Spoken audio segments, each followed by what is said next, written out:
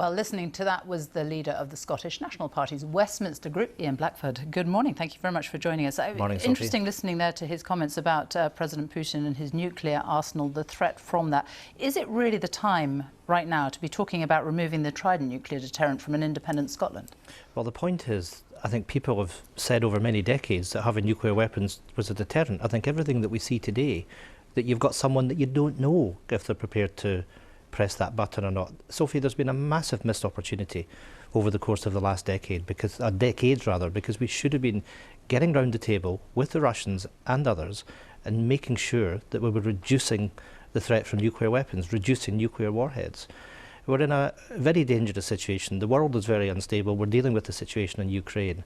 We need to make sure that we never, ever, ever are in a situation that anyone is prepared to use nuclear weapons. That threat of mass destruction that would take place. Having nuclear weapons isn't a protection. Having nuclear weapons makes us a threat. And we've had a long-standing position that having nuclear weapons on the Clyde is something that we cannot tolerate. But getting rid of them is an ambition. I mean, if you were to get rid of them now, if you talk about removing that nuclear deterrent from independent Scotland, are you not at more risk, given the position that President Putin is in right now? Look, I think at the end of the day, an independent Scotland, with that desire to remove nuclear weapons from our soil, presents an opportunity for other nations to get round the table and to negotiate reductions in nuclear warheads. This doesn't protect us. You're not going to be getting President Putin round a table right now. Well, we are in the position. We're in the position that we are in today because there's been an effective lack of leadership in reducing nuclear warheads over the course of the last few decades, and that's what needs to be tackled. But we're having to deal with the situation that we have now, and removing nuclear weapons, removing the deterrent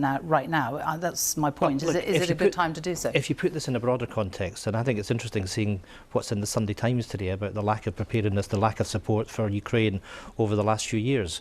We've been asleep at the wheel and we haven't tackled Russian aggression. I mean, I was on the Intelligence and Security Committee that was responsible for the Russia report, and we simply have not done what we should have done to make sure that we were dealing with that Russian threat.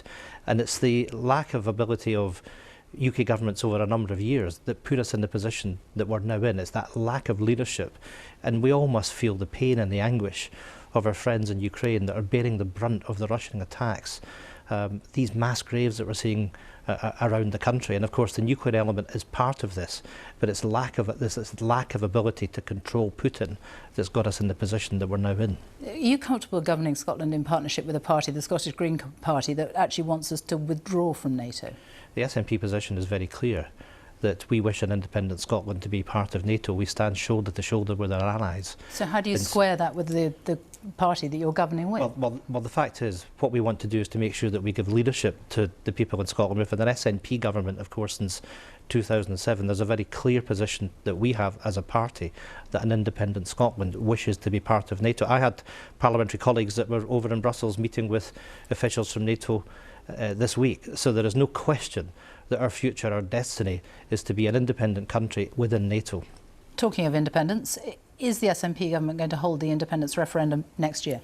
This is about democracy, and it's about the election to the Scottish Parliament last year. So ourselves and the Greens had a manifesto commitment of delivering an independence referendum.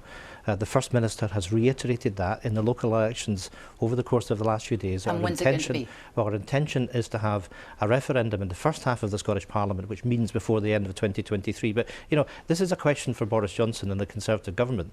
Will they respect democracy? Will they respect the rights of the Scots who sent MSPs to the Scottish Parliament with a mandate to deliver that independence referendum? So we can expect a referendum next year? That is your intention? That is what you think will happen? We have been given a mandate by the people of Scotland in that election last year, an independence majority in the Scottish Parliament. It is the right of the people of Scotland. And of course, you know, everything that we're facing at the moment, the cost of living crisis, the fact that we have a government in London, Boris Johnson's government, with no moral authority, the fact that we're facing the cost of living crisis, but of course at the root of all of that as well, the cost that we now have with Brexit as well, there has to be a better way forward for an independent Scotland, and that is giving people that choice. You have been extremely critical, as we know, of Boris Johnson breaking his own COVID laws. Why was it any different when Nicola Sturgeon broke her own rules by not wearing a mask in a barber? I don't think anybody would equate what was a momentary lapse, which of course the First Minister has apologised for when she was invited into a barber shop. But let's be clear about this.